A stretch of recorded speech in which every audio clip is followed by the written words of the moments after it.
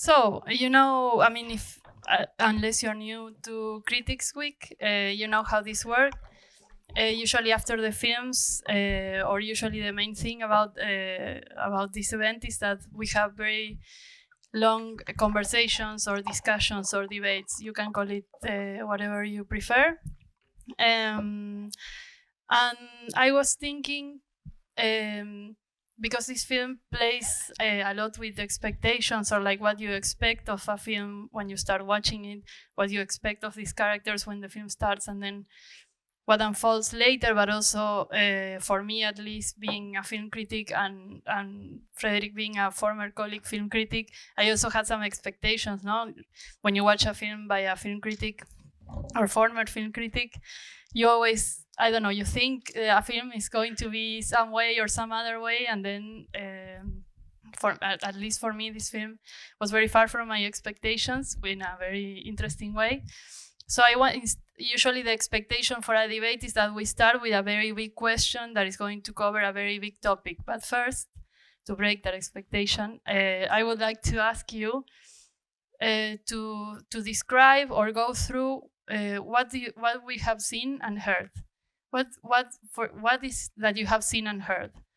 And I would like to start not by Frédéric, of course, because you already. I mean, I want you to describe what we have just seen and heard, but you, Popo or Dana, would you like to maybe think about this out loud?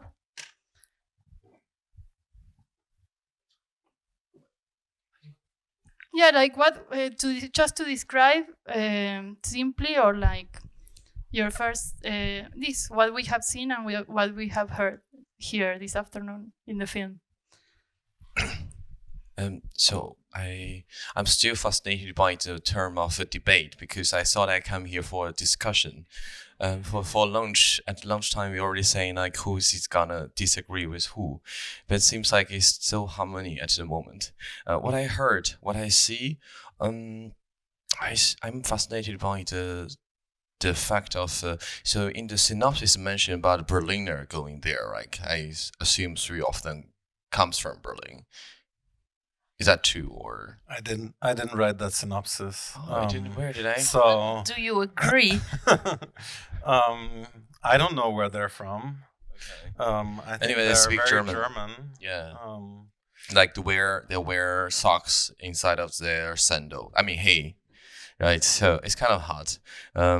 So I was just feeling, imagining what I see is a Berlin, but by the beach. So what I heard is also like that, and also not crowd in a utopia, but it is still Berlin to me. the film is in Berlin. It's almost Berlin, so I feel. We're so gonna offend so many people in the audience here this afternoon. I've seen the film this morning, and I've just seen it now again on the big screen. I think I've seen 2 very different films. I really like what Lucia was saying about expectations, because the film surprised me in many ways, but also then I started thinking, but what was I actually expecting you to make? And I also could not imagine like, oh, this would have been your absolute film, because it is also so you, but it's also so German. It's like this sentence that Desirée says at the beginning. I wrote it down because it's like I'm also gonna try it to say it like she's saying it. Lass uns schwimmen gehen. For me, this sounds a little bit like German TV from the 90s. And when I was watching this morning in my hotel room on the little screen, I thought, oh my God. I mean, this is like 6 minutes into the film, and I was really worried because I thought, what did they do these last 4 years in film school and all these 20 years of watching films? I'm not trying to be funny. I'm embarrassed of my own thoughts because I thought, okay, so this can go very wrong here. And knowing you, and this is kind of where the expectations kicks in, I thought, okay, this is Frédéric's very very beautiful, specific, particular form of irony that I appreciate so much in the way you were always looking at cinema. But that's such a tricky thing to bring that in a film. So I was this morning. I was very much with you on this thread. Like, okay, where are we going? And it was so amazing to see it in a screening room with people and kind of have that experience together, but also experience that maybe the irony in itself is already in walking that thread. This is so not an answer to your question. What did I see or did I hear? A lot of blue. And for you, Frédéric, what did you see and hear? I mean, you saw the film again today, no? Yeah, I sat with you. For me, the thing to watch it with other people is a lot about relating my own shame to the shame of others and the shame of the people on the screen. Today, it felt very conceptual. I saw, watching it with you, I saw a lot of the threads that were put into the film. I mean, sometimes they're more seamless and sometimes they're less. So it depends on the mood of the day, or maybe my nervousness can play into that. I think that it's a very fine line what Dana said about the being ironic without being without looking down on people. So that's why it's such a subtle movement, I think, and that it's not everybody will actually catch the irony or catch the awkwardness that is, of course, the human experience of people trying to be who they are not, and they just cannot not be who they are. You're looking very serious at me. I mean, in this regard, I also saw the film a few days ago, and when I saw the film a few days ago, I'm not Spanish, but I lived in Spain for 5 years, and I saw every Spaniard's nightmare, and today I saw every Spaniard's dream. Like, in the sense that because to watch it in an audience, the comedy aspect of the film was more present to me. Also because we were talking about it just now, watching it again, there's a lot of the humor of the film that has to do with editing, no? Like how one thing comes after the other. And when I saw that tent fly away into the sand and these 3 German tourists running behind it, I saw this is kind of like vindicative in a way, So I felt, solidarity with the people that live in the Canary Islands and receive this tourism that, I guess this shame is coming also from here, no? Like being like, yes, in a way, and like to be able to there is a conversation that happens there between this shame and this humor, I think, and this, yes, this vindication in a way, but because I think there's a conversation there because there is also a lot of tenderness and a lot of sweetness. Like when I see this film, I see what you're talking about. I see Berlin. I don't know Berlin that much, but I think I know what you mean, Popo. I see Berlin, and I see these presences, and I see the conceptual, but I wouldn't be able to see all of it if it wasn't for the tenderness, and if it wasn't for the how touching. This is what expectations, how they work for me, at least. I don't know about you. That at the beginning when she says, I'm only working with subtitles here, so I don't get the TV, but when she says, they work for us.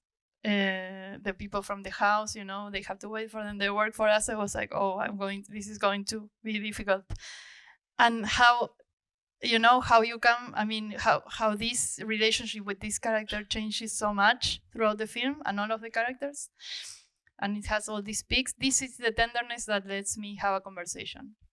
And this is where my expectations of a film critic making this, like I never think a film critic would make like a film, like a film with characters that is a direct fiction. I always think yes, even more conceptual or more essayy. So when I saw this film and I encountered a fiction, I was like mesmerized.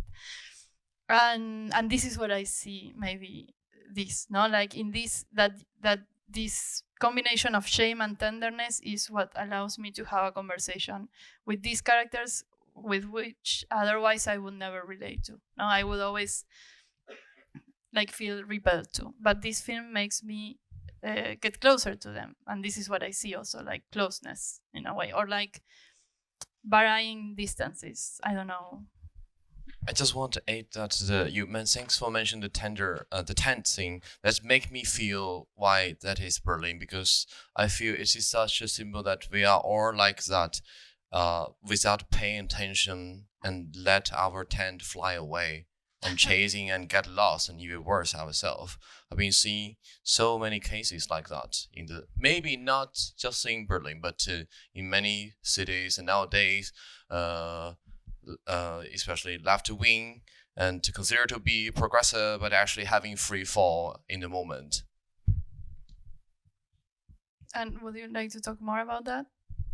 So actually, I have maybe also a question to Frédéric and all of us about as a film critic, do you write script very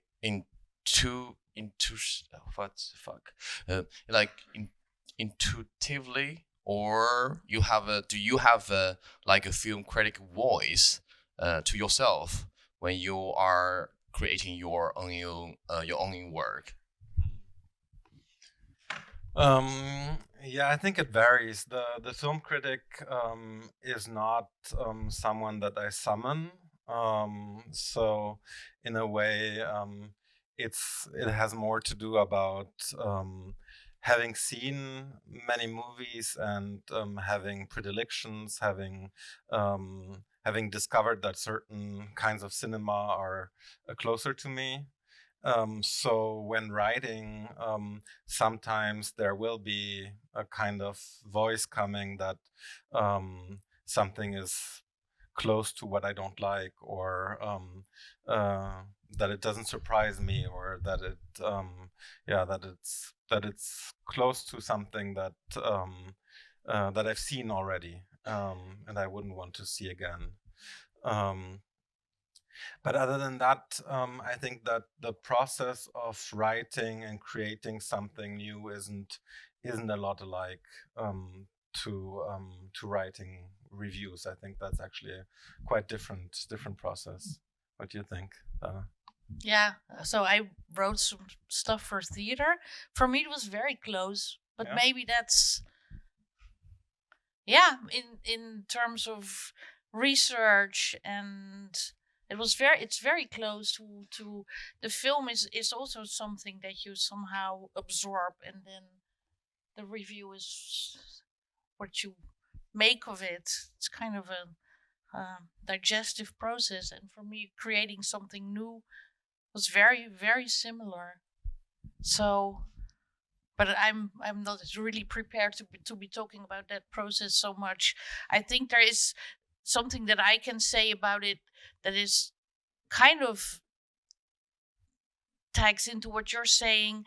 You know a lot about stories, or you know a lot about structures or storytelling, or in your case, images. For theater, that was a bit different. So you really know what you don't want to do. So I knew what I wanted to stay away of, and if something indeed sort of got in, then I was thinking, no, I don't want to fall into that trap. With me, it was very much kind of traditional linear structures. So when I realized I was going there, I cut the story up in 12 parts and worked with chapters. I can say for me myself, it's really hard. But first of all, I've never been a proper film critic. I'm a so-called social media film critic, and usually I'm very, very mean to other people's film. And usually, if I say any film bad, my friends are intrigued. They'll say, "Oh, this sounds so fascinating. Go to watch it." So So I should write less and less because I don't want my friend to watch bad movies because of my critic.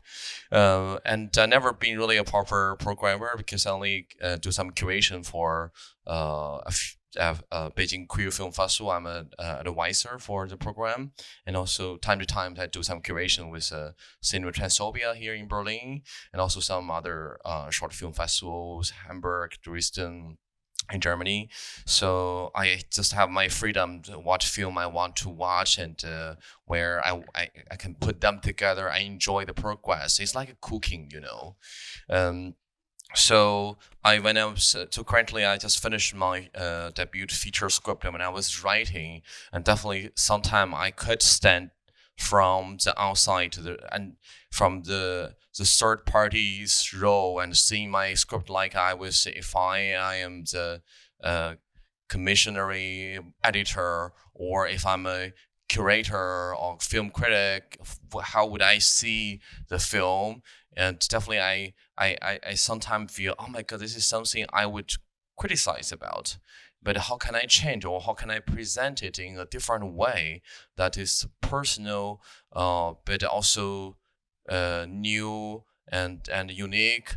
It's definitely challengeable, but also fun in the same time. So for you, Frédéric, was there something of this sort? Like, what was it that you didn't want to do?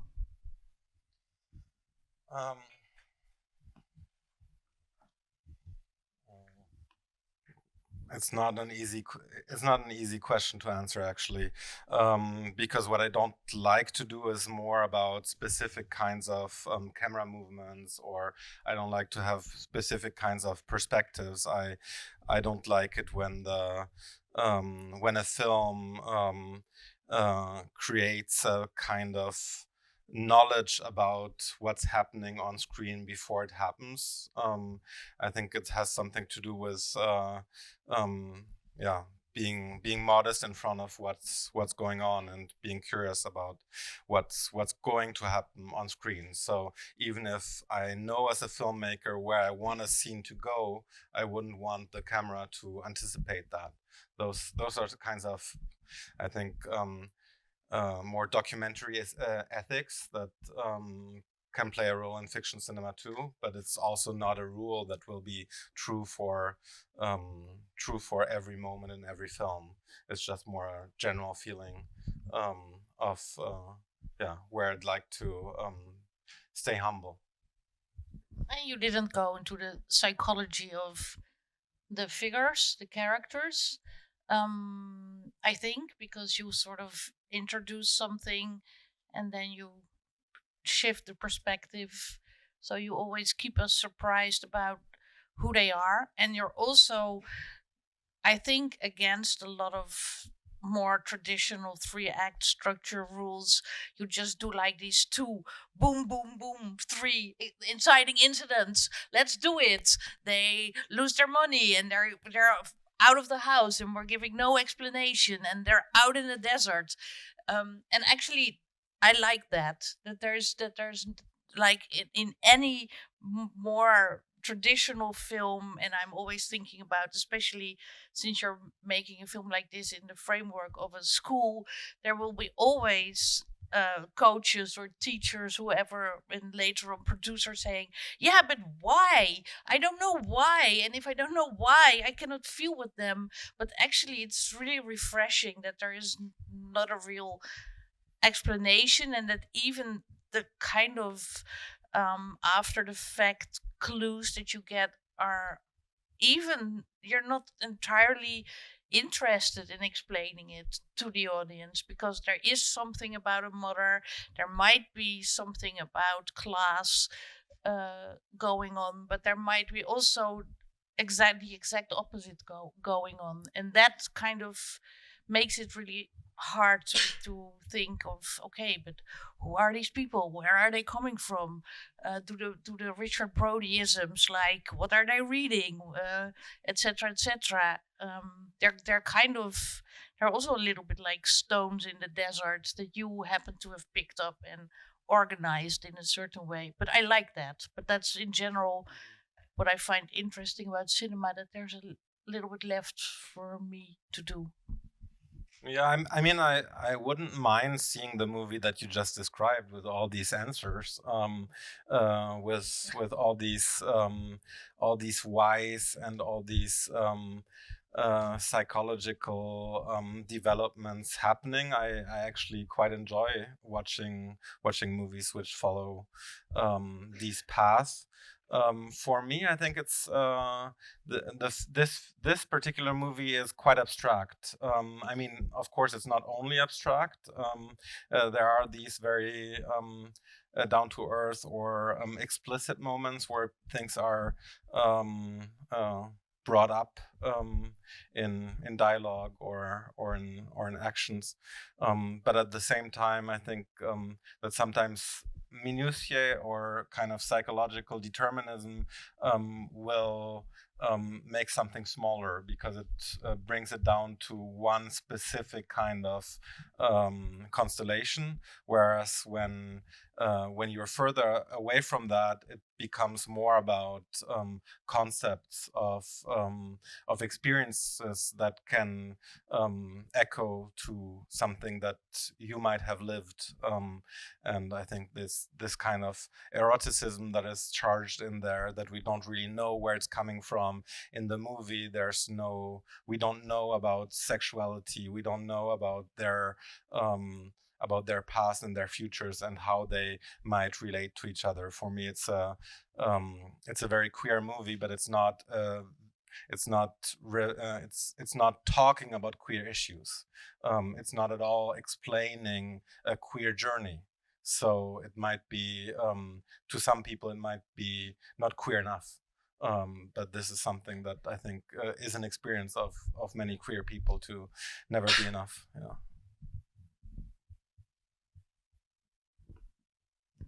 But there's a tension there, no? Like, I mean, you're talking about this, no? Like, there's this idea of the abstract, the conceptual, and on the other side, the sensual, no? Like, the film is very sensorial, very sensual. How did you guys take this?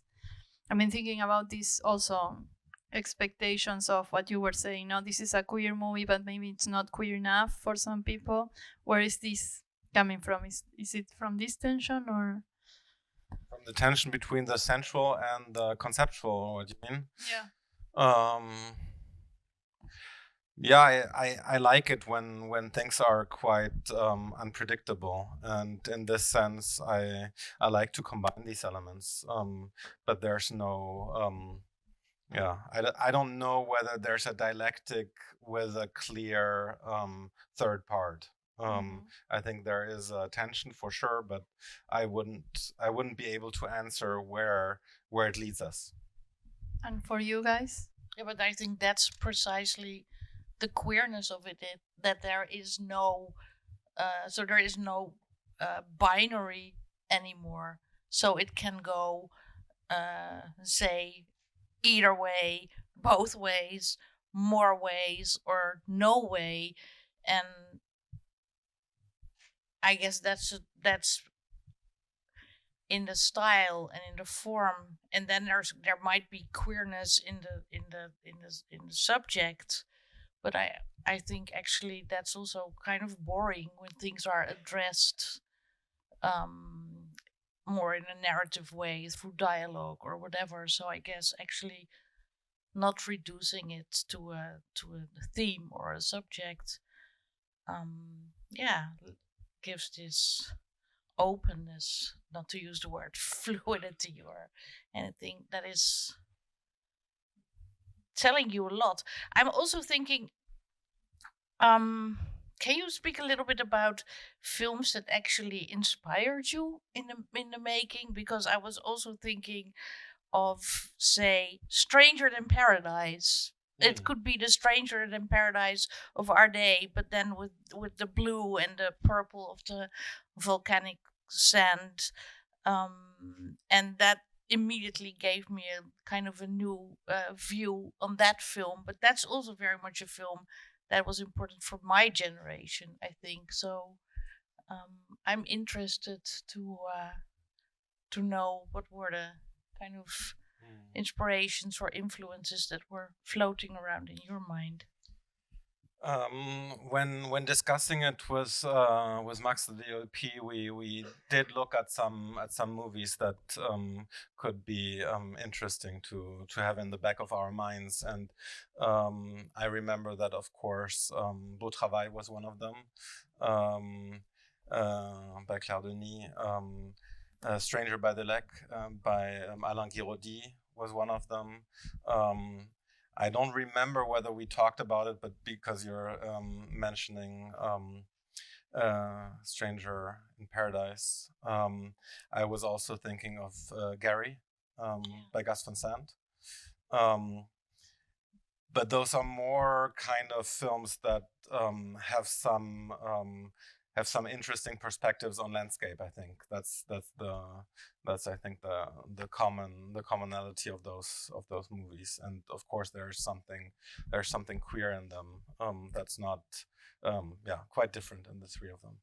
Actually, now that you mentioned discussing films with your cinematographer, I think it's also good to mention that something that, no matter how stylized the film is, that a lot of images that are not purely landscape, but that involve houses, often also involve the reflections of windows that are creating like the third image on the screen, because you're never really sure if you're here or there, or if there's kind of a third time in the reflection, and that is also an ambiguity that kind of, I don't know, elevates the action out of the here and now.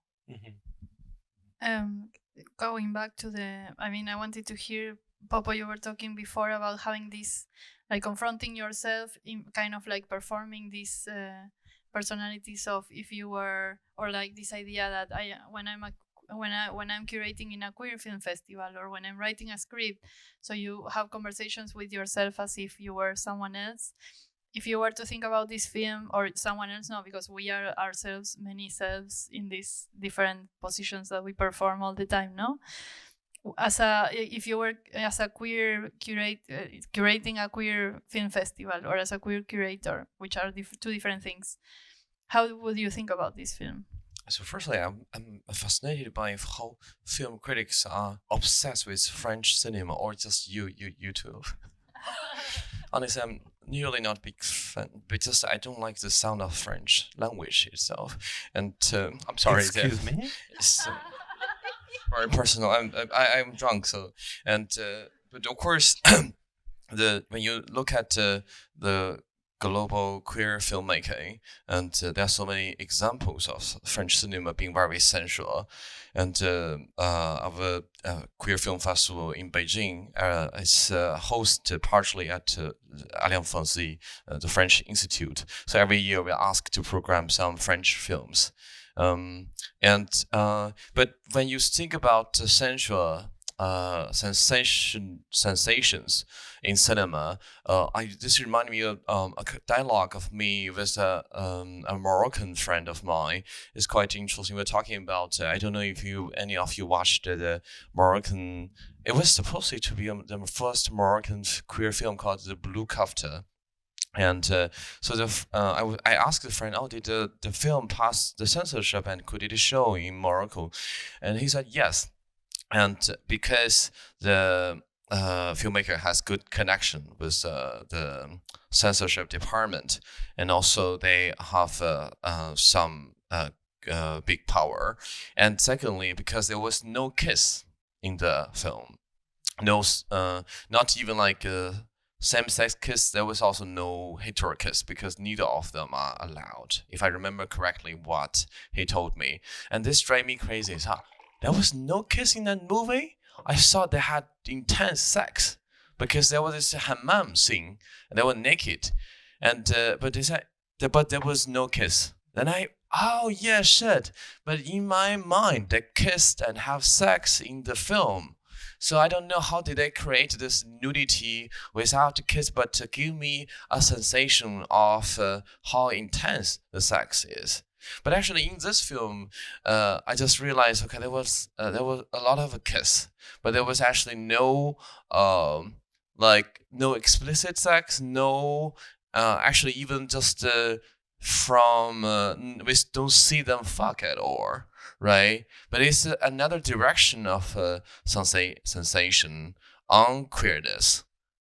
So if you ask me, what is queer cinema? And of course, we will go back and refer to Ruby B. Rich and think about, okay, now, and also, of course, her theory also need to have further development. And, but it is a queer cinema without talking about queer. I totally agree with Frédéric. And I then, as a creator, it would be hard for me to imagine about, okay, what kind of what kind of audience we have, how would they react to it, and also depend on every year. It's very conditional, like some years, because our festival specializes in Chinese speaking film and Asian film, and then we even have a rule that if the film is Chinese speaking, we don't have selection. They automatically go into the program, and so this is very something I can't imagine yet. Like what because during our festival selection meeting, because I'm not in the selection team, I'm only giving them consultation. So they also have a lot of debate about what is queer cinema. What does the audience need? Do you want to respond or?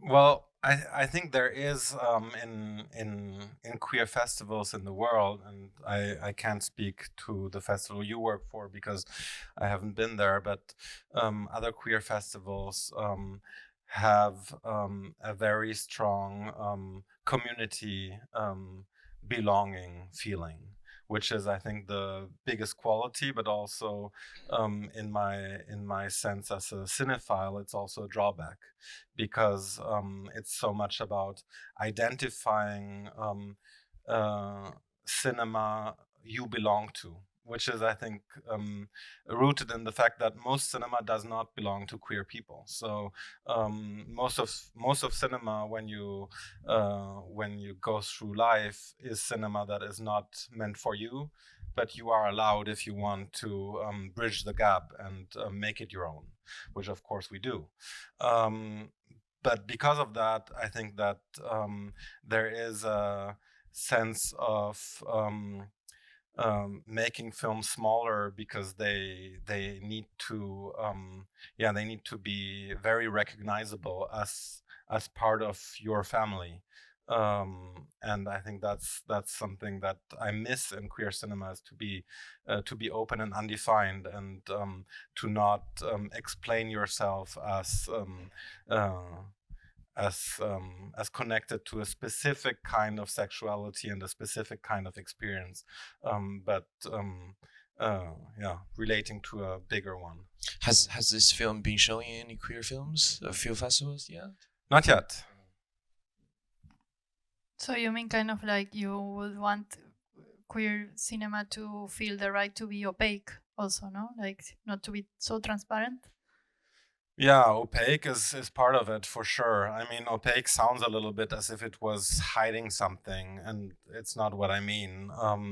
But I think that cinema can be more like a prism, where it actually opens up different kinds of experiences for different spectators, and not a unifying one where everybody has to recognize exactly what it means. Yeah.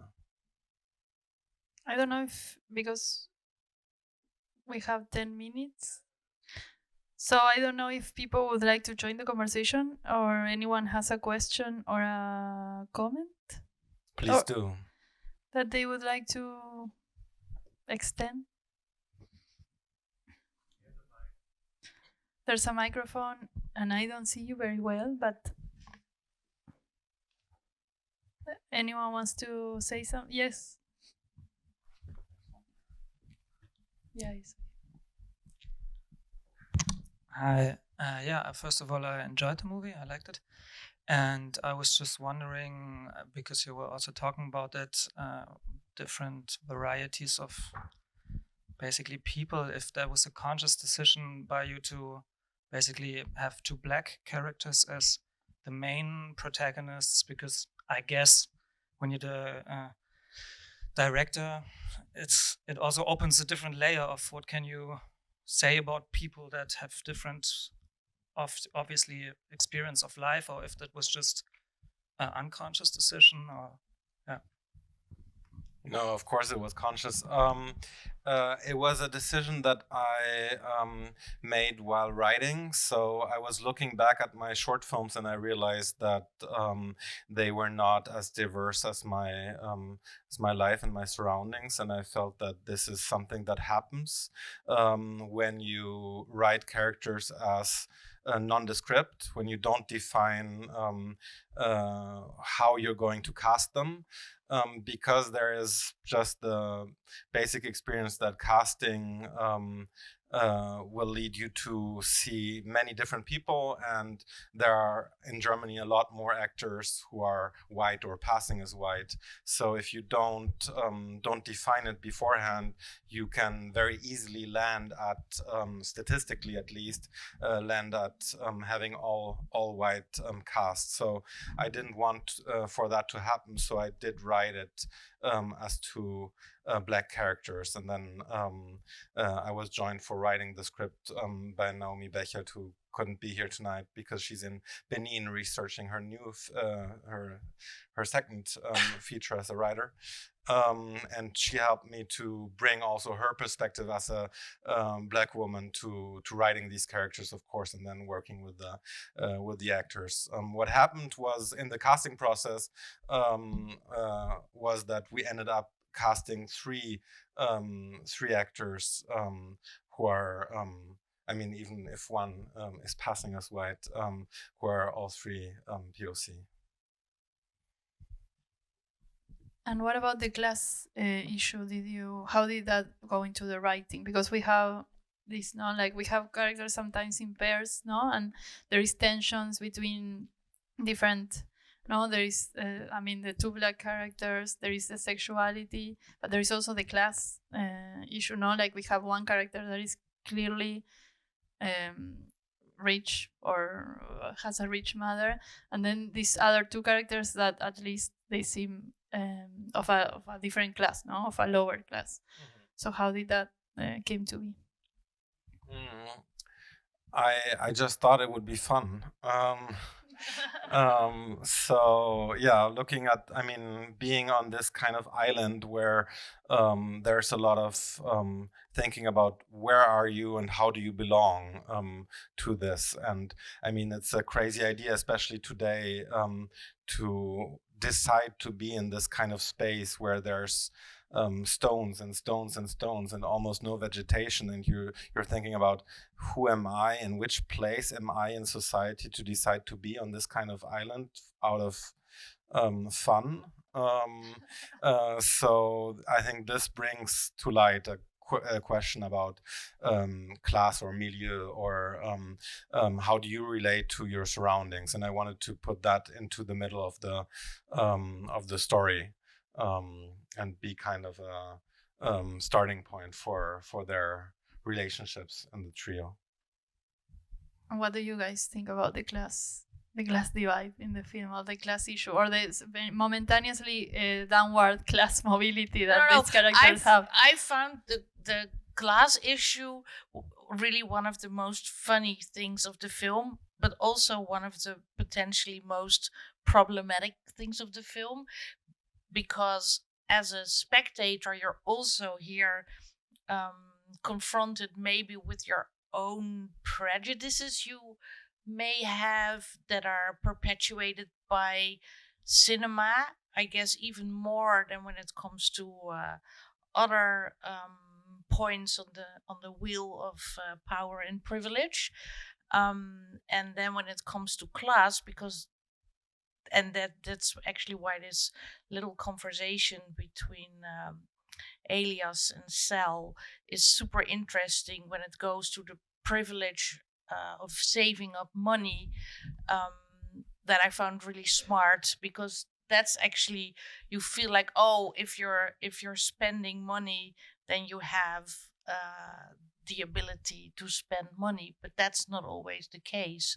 So there is also another lived experience to that, and this is turning it upside down or whatever in any direction you might want to take it, because at that moment you're also not really sure if you really have to need to, or want to have a hierarchy.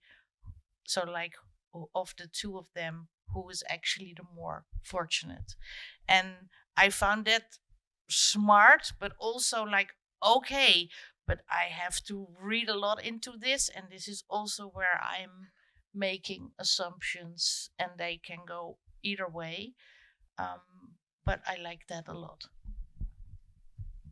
The class issue to me is very invisible. I still didn't figure out who is rich, who is poor. But that is not important, because anyway, I don't think it's Frédéric's intention to put it in the center of the at the theme of the film. That's what I feel, and I don't feel that we always need to discuss about it, because I've been seeing so many rich mid-class hipster filmmakers trying to make a film about poor people, and end up in consuming them. And it's okay if you just want to talk about it. Yeah, and another layer is that no matter they are rich or poor, they are hipsters. If you want to, you're really poor enough, you will not stay on the island. You will not even go there, right? And it's okay to want to just want to make a film about rich people's problems. To me, that is totally fine. They're more nerds than hipsters, though. Yeah, rock nerds. No? They're More nerds. like Humboldt nerds. Really? Yeah. Are they nerds? Okay. Don't May- you think so? I didn't think I was Is just this thought it was also a hipster. generational thing? Gen X? No, but is it also a millennial thing where, in general, most millennials coming from Germany somehow being able to go, no matter if mom is paying or not or whatever, have grown up in relative, I know that late millennials are gonna hate me now, but anyway, are gonna have grown up in relative, I don't know, luxurious circumstances. So going on a holiday and deciding to do self-discovery in the desert, but you still have a return ticket, that is actually something that would have never crossed my mind if I would go on a trip and I lost my money. Then my first instinct would always have been go home. But that also has to do with the fact that there are so many more means of communication, etc., right now. But so I was thinking, is it also a bit of a satire on a generation that is slightly weltfremd? Okay, hate me. No, but really, I'm curious about that as well, and I'm also thinking that I have two children, and one is 31 and the other is 26, so they're also almost belong to different generations, and I can see that even in their behavior growing up in the same circumstances, that there's a slight difference. Anyway, so I'm also not sure. Yeah, it might be class, it might be hipster, it might be nerds, but it might be also typical behavior of a cohort of people within a society, within a class in that society, that actually can be not really carefree or careless, but weltfremd. So they are stereotypes. Hey, now we get 1 minute before we're being kicked out of the room. They're slightly stereotypical, yes, Of course. but I think that's also good, because I mean, we spoke That's why about they're recognizable. and we spoke about psychology earlier. I mean, that's also a shortcut to opening up the possibility to be talking about these things. Because if we would have known more about them, or if they would have been less stereotypical, then actually we would be talking much more about intention and all that. And now we can sort of go to the core of what we maybe want to talk about. So yeah. It's crazy because I thought about all the stereotypes, but millennial was not one of them, and I guess that's because You are one. I am one. There was a question back there, I guess from another millennial, maybe, I don't know. No, I'm not a millennial, but I have a question for Frédéric, and it's regarding the sex fantasy that you introduced in that film, the one where the woman wants to be fucked when she is sleeping, and it's first mentioned by Sal, and and I was wondering if for a brief moment you probably froze when last year this Giselle Pellicot case broke out, because in a way I know it's totally not, it's another kind of way you introduced it, but still, you know, I mean, the fantasy that a guy introduces, like, asks another guy, why don't you fuck her like she wants that? And for everybody who doesn't know, this is this big case where a man drugged his woman and then sold her off and to other men while she was unconscious, and she was raped many times. And I was just wondering, because it popped up in my mind, and I was wondering, your film was probably finished by then, long time, and but still, if you for a brief moment just thought, oh God, now I can't kind of like come out with this, or I have to think about it, or did it not cross your mind? No, it did not. But we talked while, writing, but also while shooting. We talked a lot about this question about consent, of course, and the fact to have sexual fantasies that are at the brink of something that you yourself might not be comfortable with living out. I mean, that's part of sexual fantasies, is oftentimes that there are at those limits. So of course, this was a big issue for all of us to find out what is a way to discuss this, to accept that it is in this realm of something that is a little bit over the edge, but then of course it's also her fantasy. So the fact that she in the end, in this scene, which comes very late, expresses her own desire and explains her own desire with all the shame that's associated with it. That's key for being able to address this, I think. Do we have to go? Do we have to go, or do we have more? Okay. Or we have time to another. Okay. So sorry, guys, we ran out of time, but thank you everyone for this conversation. Maybe we can continue it in the lobby. In the lobby is the word. But please give an applause to our participants today.